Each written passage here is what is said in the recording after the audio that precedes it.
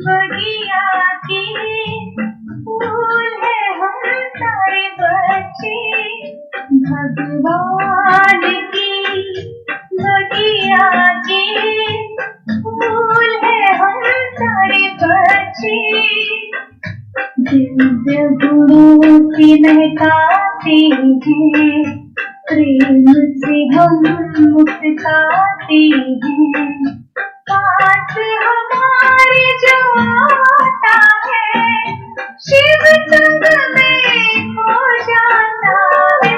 भगवान की बगिया के फूल है हम सारे बच्चे।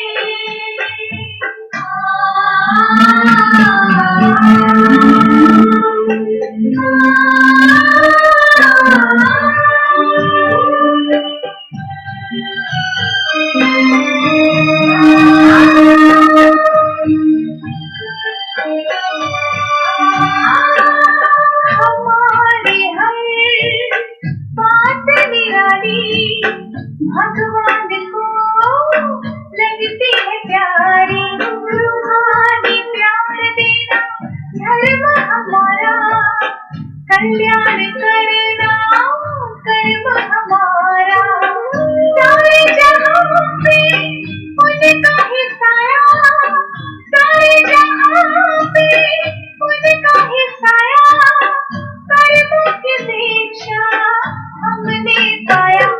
भगवान की बगिया के फूल है हम सारे बच्चे।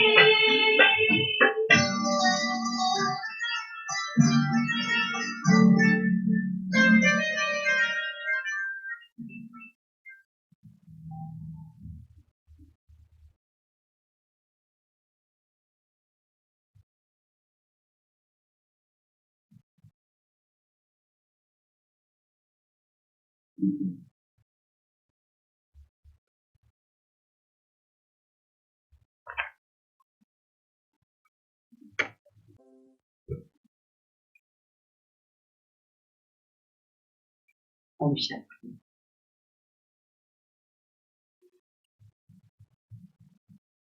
आज 4 सितंबर बाबा के मधुरमा वाक्य सुनते हैं। मुरली का सार है, मीठे बच्चे, जब तुम फूल बनेंगे तब यह भारत कांटों के जंगल से संपूर्ण फूलों का बगीचा बनेगा। बाबा आया है तुम्हें फूल बनाने। प्रश्न, मंदिर लायक बनने के लिए किन बच्चों का किन बातों पर विशेष अटेंशन होना चाहिए? उत्तर, मंदिर लायक बनना है तो चलन पर विशेष ध्यान दें। चलन बहुत मीठी और रॉयल होनी चाहिए, इतना मीठापन हो जो दूसरों को उसकी महसूसता आवे। अनेकों को बाप का परिचय दो, अपना कल्याण करने के लिए अच्छी रीति पुरुषार्थ सर्विस पर लगे। पूरी मुरली के सार के रूप में बाबा ने जो कहा कि जब तुम फूल बनेंगे तो सारा संसार क्या बन जाएगा? कांटों से फूल बन जाएगा। यानी तुम सुखदायी बनेंगे, तुम खुशबूदार बनेंगे, तुम पवित्र बनेंगे तो तुम्हारा असर सारे संसार पर होगा। इसलिए पहले क्या बाबा ने ध्यान खिंचवाया? तुम खुद को बदलो, इतनी अपने अंदर मधुरता हो जो दूसरों को भी व्यवहार से दिखाई पड़े। अपने को मियां मिट्टू नहीं बनाना। गीत है, बदल जाए दुनिया न बदलेंगे। चाहे कैसा भी व्यवहार करे, गलत व्यवहार करे दुनिया वाले मेरे से, लेकिन हम गलत के साथ कभी भी गलत नहीं कर सकते। मैं आत्मा सदा बाबा की श्रीमत पर चलकर बाबा के नाम को रोशन करने वाली हूँ। मुझे खुद को बदलकर दूसरों को बदलने की प्रेरणा देनी है। तो ये स्व परिवर्तन के लिए दृढ़ संकल्प कराता है। इसके संकल्प की स्मृति, दृढ़ता के संकल्प की स्मृति दिलाता है। तो बहुत ही सुंदर गीत है। ओम शांति। रूहानी बच्चे जानते हैं बाप ब्रह्मा द्वारा समझा रहे हैं, ब्रह्मा के रथ द्वारा ही समझाते रहते हैं। हम यह प्रतिज्ञा करते हैं कि श्रीमत पर हम इस भारत भूमि को पतित से पावन बनाएंगे। भारत खास, दुनिया आम, सबको हम पतित से पावन बनने का रास्ता बताते हैं। इतने ख्यालात हर एक को अपनी बुद्धि में रखना है। बाप कहते हैं ड्रामा अनुसार जब तुम फूल बन जाएंगे और जब समय आएगा तो संपूर्ण बगीचा बन जाएगा। बागवान भी निराकार को कहा जाता है और माली भी निराकार को कहा जाता है, साकार को नहीं। माली भी आत्मा है, न कि शरीर। बागवान भी आत्मा है। बाप समझाएंगे तो जरूर शरीर के द्वारा ना। शरीर के साथ ही उनको माली बागवान कहा जाता है, जो इस विश्व को फूलों का बगीचा बनाते हैं। यानी निराकार शिव बाबा साकार शरीर में आकर के जो श्रेष्ठ कर्म करते हैं, कांटों जैसे संस्कार वाली आत्माओं को फिर से फूलों का फूल बनाने के लिए, और एक एक आत्मा को फूल बनाते हैं तो सारा संसार बगीचा बन जाता है। परंतु ये कर्तव्य शिव बाबा करते हैं साकार के द्वारा, शरीर में आते हैं तभी ये महिमा गाई जाती है। वहां कोई दुख नहीं था, यहां इस कांटे के जंगल में तो दुख ही दुख है।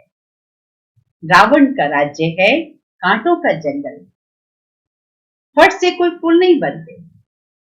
देवताओं के आगे जाकर गाते हैं कि हम जन्म जन्मांतर के पापी हैं, हजामिल हैं, ऐसी प्रार्थना करते हैं। अब आकर हमको पुण्य आत्मा बनाओ। समझते हैं अभी हम पाप आत्मा हैं। कोई समय पुण्य आत्मा थे, अभी इस पुरानी दुनिया में पुण्य आत्माओं के सिर्फ चित्र हैं। राजधानी के हेड्स के चित्र हैं और उन्हों को ऐसा बनाने वाला है निराकार शिव। उनका चित्र है बस, और कोई चित्र है नहीं। इसमें भी शिव का तो बड़ा लिंग बना देते हैं। कहते भी हैं आत्मा स्टार में चल, तो जरूर बाप भी ऐसा ही होगा ना। परंतु उनकी पूरी पहचान नहीं। इन लक्ष्मी नारायण का विश्व में राज्य था। इनके लिए कहां भी कोई ग्लानि आदि की बात नहीं लिखते। बाकी कृष्ण को द्वापर में ले गए, कब कहां ले जाते। लक्ष्मी नारायण के लिए तो सब कहेंगे ये स्वर्ग के मालिक थे, यह तुम्हारी एम ऑब्जेक्ट है। राधे कृष्ण कौन है? मनुष्य बेचारे एकदम मुंझे हुए हैं, कुछ भी समझते नहीं। जो बाप द्वारा समझाते हैं वह समझाने लायक भी बनते हैं, नहीं तो लायक बन न सकते। जो बाप द्वारा समझते हैं वही लायक बनते हैं, नहीं तो समझ न सकते, लायक बन न सकते, दैवी गुण धारण कर नहीं सकते। भल कितना भी समझाओ, परंतु ड्रामा अनुसार ऐसा होना ही है। अभी तुम समझते हो, हम सब बच्चे बाप की श्रीमत पर भारत की रूहानी सर्विस करते हैं, अपने ही तन मन और धन। प्रदर्शनी अथवा म्यूजियम आदि में पूछते तुम भारत की क्या सेवा करते हो, तो बोलो हम भारत की बहुत अच्छी सर्विस करते हैं। जंगल से बगीचा बना रहे हैं, सत्युग है गार्डन। अभी है कांटों का जंगल, एक दो को मनुष्य दुख ही देते रहते हैं। तुम बहुत अच्छी रीति समझा सकते हो। तो बाबा कहते समझाने के लिए यह लक्ष्मी नारायण का चित्र बहुत अच्छा बनाना चाहिए। मंदिर में बहुत खूबसूरत चित्र बनाते हैं, कहाँ गोरा कहाँ सांवला चित्र भी बनाते। उसका राज क्या है यह भी मनुष्य नहीं समझते। तुम बच्चों को तो अभी अथाह ज्ञान है। बाप कहते हैं मैं आकर तुम बच्चों को मंदिर लायक बनाता हूं, परंतु सब तो मंदिर लायक नहीं बनते। प्रजा को तो मंदिर लायक नहीं कहेंगे। प्रजा उन्हों की होगी जो पुरुषार्थ कर बहुत सर्विस करते हैं। सर्विस करके ही प्रजा बनानी है, ये बाबा बार बार कहते हैं। सर्विस करेंगे तब तो राजा बनेंगे। तो बच्चों को रूहानी सोशल सर्विस भी करनी है। इस सेवा में अपना जीवन सफल करना है। बाबा ने हमें सेवा दी है। सेवा एक ऐसा माध्यम है जिससे अपना समय, स्वास्थ्य, संकल्प, अपना तन मन धन सफल कर सकते हैं। और नहीं सफल करेंगे तो विफल होगा, बेकार जाएगा। तो बेकार जाएगा तो बोझ चढ़ेगा। ईश्वरीय खजाने हैं, समय, स्वास्थ्य, संकल्प, तन मन धन, ये सब हमारे ईश्वरीय खजाने। तो इसे सफल करना है। चलन भी बहुत मीठी सुंदर होनी चाहिए, जो औरों को भी मीठेपन से समझा सके। खुद ही अगर कांटा होगा तो किसी को फूल कैसे बनाए। उनका तीर पूरा लगेगा नहीं। बाप को याद नहीं करते होंगे तो तीर लगेगा कैसे। अपने कल्याण के लिए अच्छी रीति पुरुषार्थ कर सर्विस में लगे रहो।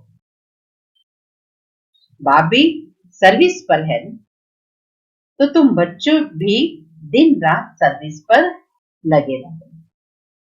1 घंटे 2 घंटे की सेवा नहीं, बाबा कहते दिन रात सर्विस पर लगे रहो। सो तो भी योग युक्त होकर सो, ताकि एक अच्छे वाइब्रेशन फैला सके। कभी मनसा से, कभी वाचा से, कभी करना से, कभी तन से, कभी मन से, धन से, लगातार अखंड सेवाधारी बने। एक संकल्प भी बिना सेवा के न जाए। दूसरी बात समझाते हैं, शिव जयंती पर बहुत बच्चे तारे भेज देते। अब उनमें लिखत ऐसी होनी चाहिए जो किसी को भी समझाए तो समझ जाए। आगे के लिए क्या करना है उसका पुरुषार्थ किया जाता है। सेमिनार भी इसलिए करते हैं कि क्या क्या सर्विस करें जो बहुतों को बाप का परिचय मिले। तारे ढेर रखे हैं, इनसे बहुत काम ले सकते हैं। एड्रेस डालते हैं, शिव बाबा केयर ऑफ ब्रह्मा। प्रजापिता ब्रह्मा भी है, वह है रूहानी पिता, वह है जिस्मानी। उनमें जिस्मानी रचना रची जाती है। बाप है मनुष्य सृष्टि का रचयिता। कैसे रचना रचते हैं यह मनुष्य या दुनिया में कोई भी नहीं जानता। बाप ब्रह्मा द्वारा अभी नई रचना रच रहे हैं। ब्राह्मण है चोटी, पहले पहले ब्राह्मण जरूर चाहिए। विराट रूप की है चोटी, ब्राह्मण, देवता, क्षत्रिय, वैश्य, शूद्र। पहले शूद्र तो हो नहीं सकते। बाप ब्रह्मा द्वारा ब्राह्मण रचते हैं। शूद्र कैसे और किस द्वारा रचेंगे तुम जानते हो। कैसे नई रचना रचते हैं, यह एडॉप्शन है शिव बाबा। कल्प कल्प बाप आकर शूद्र से ब्राह्मण बनाते हैं और फिर ब्राह्मण से देवता बनाते हैं। तो ब्राह्मणों की सर्विस बहुत ऊंची है। वह ब्राह्मण लोग तो खुद ही पवित्र नहीं रहते तो दूसरों को कैसे बनाएंगे। कोई भी ब्राह्मण सन्यासी को कभी राखी नहीं बांधे। वह कहेंगे हम तो है ही पवित्र। तुम अपना मुंह देखो। तुम बच्चे भी कोई से राखी नहीं बंधवा सकते। दुनिया में तो सब एक दो को राखी बांधते हैं। भाई बहन को बांधती है। यह रिवाज अभी निकला है। अभी तुम शूद्र से ब्राह्मण बनने के लिए पुरुषार्थ करते हो, समझाना पड़ता है। मेल फीमेल दोनों पवित्रता की प्रतिज्ञा करते हैं। दोनों बता सकते हैं हम कैसे बाप की श्रीमत से पवित्र रहते हैं। अंत तक इस काम बेकार पर जीत पा रहे हैं। फिर पवित्र जगत के मालिक बने। पवित्र दुनिया सत्युग को कहा जाता है, सो अभी फिर से स्थापन हो रही। तुम अभी पवित्र बने हो। विकार में गिरने वाले को राखी बांध सकते। प्रतिज्ञा कर फिर पतित बने तो कहेंगे तुम राखी बंधवाने आए थे, फिर क्या हुआ। कहेंगे माया से हार खा ली। यह है युद्ध का मैदान। विकार बड़ा दुश्मन है। इस पर जीत पाने से ही जगत जीत अर्थात राजा रानी बनना है। प्रजा को जगत जीत नहीं कहें। मेहनत तो राजा रानी करते हैं। कहते भी हैं हम तो लक्ष्मी नारायण बनेंगे। वह फिर राम सीता बनेंगे। लक्ष्मी नारायण के बाद उनके तख्त पर उनके बच्चे ही होते हैं। वह लक्ष्मी नारायण फिर दूसरे जन्म में नीचे चले जाएंगे। भिन्न नाम रूप से बच्चों को गद्दी मिलती है तो उच्च नंबर गिना जाएगा। पुनर्जन्म तो लेते हैं ना। बच्चा तख्त पर बैठेगा तो वो सेकंड ग्रेड हो जाएगा। ऊपर वाला नीचे और नीचे वाला ऊपर आ जाए। ये ड्रामा का चक्र है और चक्र का एक हिस्सा ऊपर होता है तो दूसरा डाउन की ओर होता है। बाबा कहते फर्स्ट लक्ष्मी नारायण की आत्मा राज्य करेगी, फिर उसके बाद अपने बच्चों को राज्य देगी। तो फर्स्ट लक्ष्मी नारायण की आत्मा क्या होगी। बच्चे ऊपर के ग्रेड में गए तो वो थोड़ा उससे डाउन होंगे। तो अभी बच्चों को ऐसा ऊंच बनना है तो सर्विस में लग जाना चाहिए। पवित्र होना भी जरूरी है। बात कहते हैं मैं पवित्र दुनिया बनाता हूं। अच्छा, पुरुषार्थ थोड़े करते हैं। पवित्र तो सारी दुनिया बन जाती है। तुम्हारे लिए स्वर्ग की स्थापना करते हैं। यह ड्रामा अनुसार होना ही है। यह खेल बना हुआ है। तुम पवित्र बन जाते हो फिर विनाश शुरू हो जाता है। सत्य की स्थापना हो जाती है। ड्रामा को तो अभी तुम बच्चे समझते हो। सत्युग में था देवताओं का राज्य, अभी नहीं है, फिर होना है। तुम हो रूहानी मिलिट्री। तुम 5 विकारों पर जीत पाने से जगत जीत बन जाएंगे। जन्म जन्मांतर के पाप कटने के लिए बाबा युक्तियां बहुत बताते हैं। बाप एक ही बार आकर युक्ति बतलाते हैं। जब तक राजधानी स्थापन न हो जाए तब तक विनाश नहीं होगा। तुम बहुत गुप्त वॉरियर्स हो। सत्युग होना ही है कलयुग के बाद। बाबा हम सभी रूहानी सैनिकों को का हौसला बुलंद करते हैं। सत्युग आना ही है, तुम्हारी विजय निश्चित है।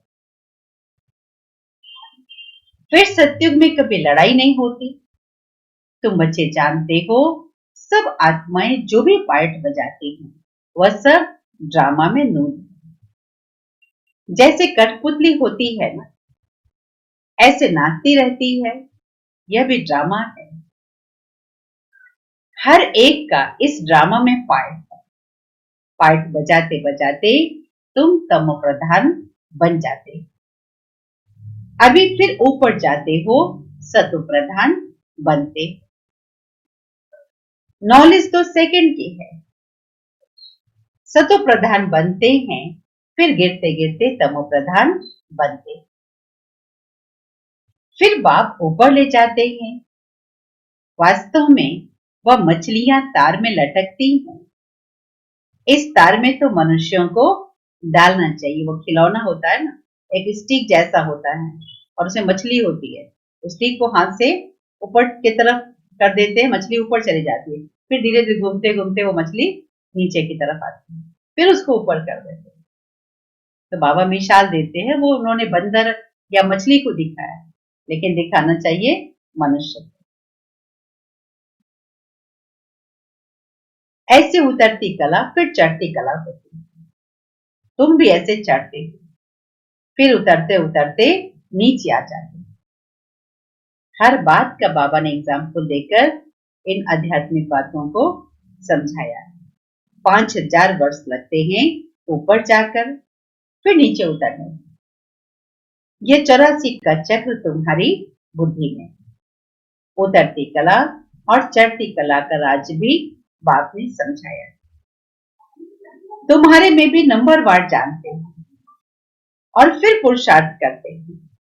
जो बाप को याद करते हैं वह जल्दी ऊपर जाते हैं। यह प्रवृत्ति मार्ग है। जैसे जोड़ी को दौड़ाते हैं तो जोड़ी का एक एक पांव बांधते हैं, फिर दौड़ते हैं। यह भी तुम्हारी दौड़ी है। कोई की प्रैक्टिस नहीं होती तो गिर पड़ते हैं। इसमें भी ऐसे होता है। एक आगे बढ़ता है तो दूसरा रोक लेता है। कहां दोनों गिर पड़ते। बाबा वंडर खाते। बूढ़ों को भी काम की आग लगती है तो फिर गिर पड़ते। ऐसे थोड़ी कि किसने गिराया। गिराना गिरना न गिरना अपने हाथ में। कोई धक्का थोड़ी देते हैं हम गिरे क्यों। कुछ भी हो जाए हम गिरेंगे। गिरे तो खाना खराब, जोर से चमाट लगती है, फिर पछताते भी हैं। हड्डी हड्डी टूट जाती, बहुत चोट लगती है। बाबा भिन्न भिन्न प्रकार से समझाते रहते हैं। किसी में अलबेला पर ना आए कि हमारी तो ऐसी उम्र हो गई, अब हमको तो ये बीमारी लगेगी नहीं। तो किसी से बहुत ज्यादा फैमिलियर होकर बातें करने लग जाते हैं। दूसरा कोई टोकता है तो कहते नहीं नहीं, हम पर शक नहीं कीजिए, हमारी तो वो उम्र चली गई। अरे उम्र की बात नहीं, बाबा आत्माओं की बात करते हैं। और आत्मा तो आज तमो प्रधान है, कभी भी किसी को बीमारी लग सकती। यह भी समझाया है शिव जयंती पर तारीख ऐसी आनी चाहिए जो मनुष्य पढ़ने से समझ जाए। विचार सागर मंथन करने के लिए बाबा टाइम देते हैं। कोई देखे तो वंडर खाए। कितनी चिट्ठियां आती है, सब लिखते हैं बाप दादा। तुम समझा भी सकते हो। शिव बाबा को बाप और ब्रह्मा को दादा कहते। एक को कोई कभी कोई अपना बाप दादा कहते हैं क्या। यह तो वंडरफुल बात है। इसमें सच्चा सच्चा ज्ञान है, परंतु याद में रहे तब किसी को तीर भी लगे। घड़ी घड़ी देह अभिमान में आ जाते हैं। बाप कहते हैं आत्म अभिमानी बनो। आत्मा ही शरीर धारण कर पार्ट बजाती है। कोई मरता है तो भी कोई ख्याल नहीं। आत्मा में जो पार्ट की नूंद है उसको हम साक्षी होकर देखते हैं। उनको एक शरीर छोड़ दूसरा लेकर पार्ट बजाना है, इसमें हम कर भी क्या सकते। यह ज्ञान भी तुम्हारी बुद्धि में है, वह भी नंबर वार है। कईयों की बुद्धि में तो ठहरता ही नहीं। इसलिए किसी को समझा नहीं सकते। आत्मा बिल्कुल ही गर्म तवा, तम प्रधान पतित है। जैसे गर्म तवे पर पानी छीटेंगे तो ऊपर भाप बन के आएगा। अभी आत्माएं की ऐसी स्थिति है कि समझाना भी मुश्किल लगता है। कोई समझाने जाए तो उसको ही उल्टा सुल्टा सुनना पड़ता है। उस पर ज्ञान अमृत डाला जाता है तो ठहरता नहीं। जिसने बहुत भक्ति की है उनको ही तीर लगेगा, झट धारणा हो। हिसाब ही वंडरफुल है। पहले नंबर में पावन, फिर वही पतित बनते हैं। यह भी किसी को समझने की बातें होती है। कोई की तकदीर में नहीं है तो पढ़ाई को छोड़ देते हैं। अगर छोटेपन से ही कॉलेज में लग जाए, छोटेपन से ही नॉलेज में लग जाए तो धारणा होती जाएगी। समझेंगे इसने बहुत भक्ति की हुई, बहुत होशियार हो जाए। क्योंकि ऑर्गन्स बड़े होने से फिर समझ भी जाती आती है। जिस्मानी रूहानी दोनों तरफ अटेंशन देने से फिर वह असर निकल जाता है। यह है ईश्वरीय पढ़ाई, फर्क है ना। परंतु जब वह लगन भी लगे। विभिन्न प्रकार से बाबा समझाते हैं रोज रोज। आज बाबा ने समझाया है केवल तुम कांटों से पुल बन जाओ तो सारा संसार पावन बन जाएगा, पुल बन जाएगा। दूसरे को नहीं देखो, अपने आप को ठीक करो। अच्छा, मीठे मीठे सिकिल दे बच्चों प्रति माता पिता बाप दादा का याद प्यार और गुड मॉर्निंग। रूहानी बाप की रूहानी बच्चों को नमस्ते।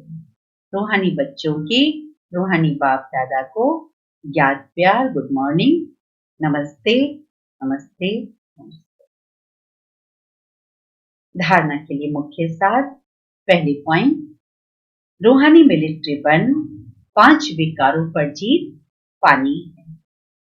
पवित्र जरूर बनना है। श्रीमत पर भारत को पावन बनाने की सेवा करनी है।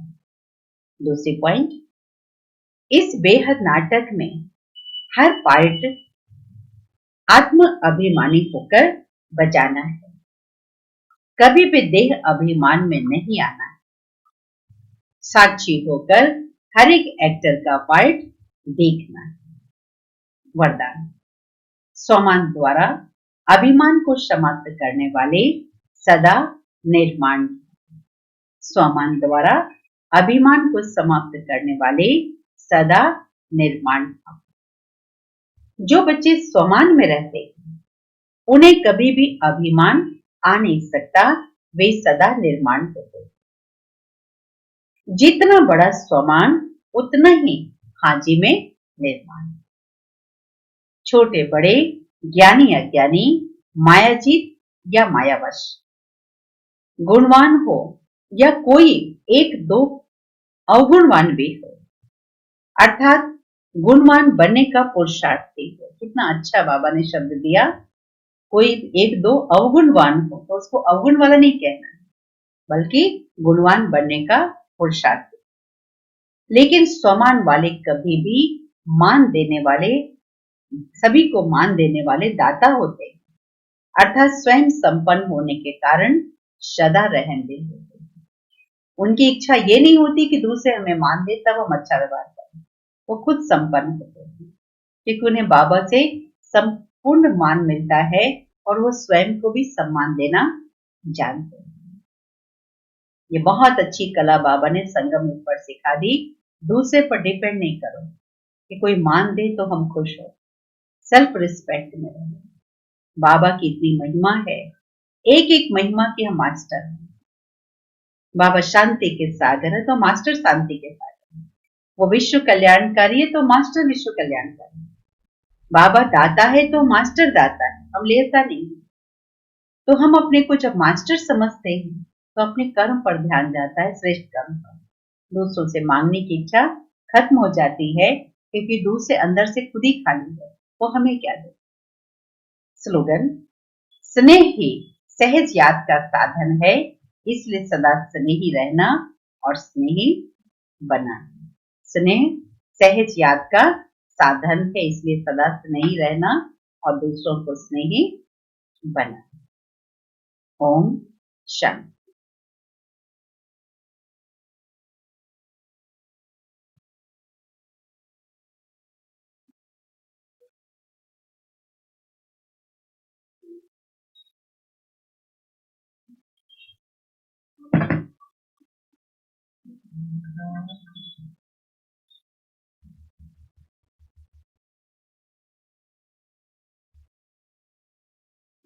स्नेह के सागर बाबा की स्नेह के किरणों के नीचे अपने आप को बिठाते हैं।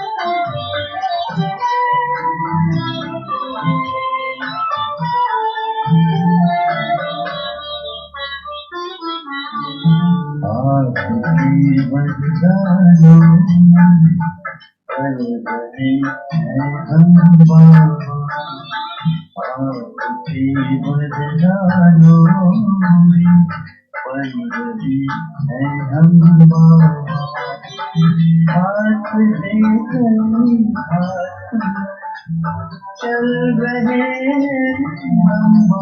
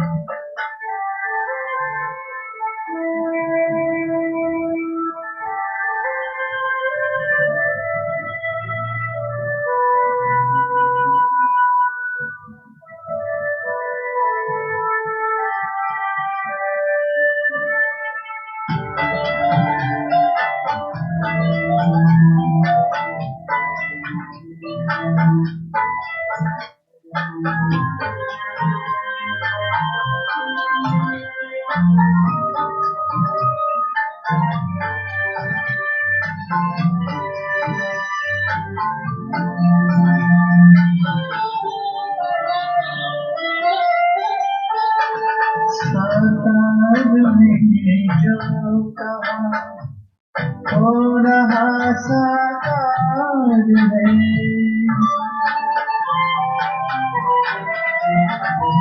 साकार में जो का हो रहा साकार है मुस्कुराता आपके सपनों का संसार है जीवन आशाओं जल रही है हम बाबा जीवन आशाओं जल रही है हम बाबा हाथ देकर हाथ में चल रहे हम बाबा